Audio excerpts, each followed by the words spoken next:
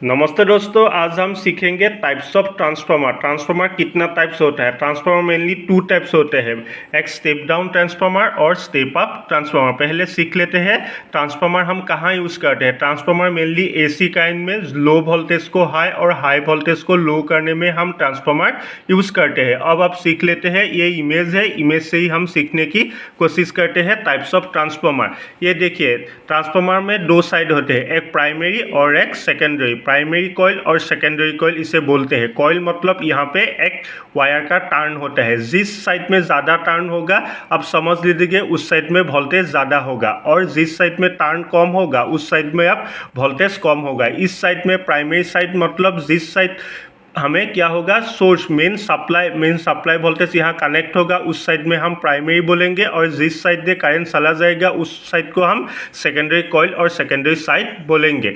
देखिए, ये देखिए स्टेप डाउन ट्रांसफार्मर, जो गिवन वोल्टेज है यहाँ पे प्राइमरी में ज़्यादा टर्न है, यहाँ पे वोल्टेज ज़्यादा है, उसको कम करने के लिए हम क्या करेंगे, यहाँ पे टर्न कम करेंगे। ये सेकेंडरी कॉइल से ये क्या निकलेगा, लोड में जाएगा, ये वोल्टेज कम होगा। मतलब यह 11 kV को हम 440 में, 440 को 220 में हम कन्वर्ट करने के लिए हम स्टेप डाउन ट्रांसफार्मर यूज़ करते हैं।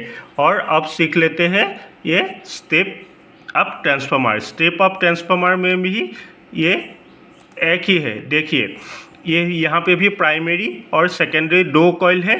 यहाँ पे भी देखिए, ये स्टेप अप ट्रांसफार्मर है। ये यहाँ पे जो वोल्टेज देगा यहाँ पे कम आपको दिखाया है, मतलब यहाँ वोल्टेज कम होगा, उससे हम लोड से क्या निकलेगा, सेकेंडरी से ज़्यादा निकलेगा। यहाँ पे 440 को 11 kV, 220 को 440 यहाँ हम कर सकते हैं। इसको हम स्टेप अप ट्रांसफार्मर बोलेंगे। मतलब जो गिवन वोल्टेज है उसको कम करने के लिए हम स्टेप डाउन ट्रांसफार्मर यूज़ करेंगे, और जो गिवन वोल्टेज है उसको अप करने के लिए हम स्टेप अप ट्रांसफार्मर यूज़ करेंगे। अब आपको पता चल गया है स्टेप अप ट्रांसफार्मर और स्टेप डाउन ट्रांसफार्मर किसे बोलते हैं। Thank you.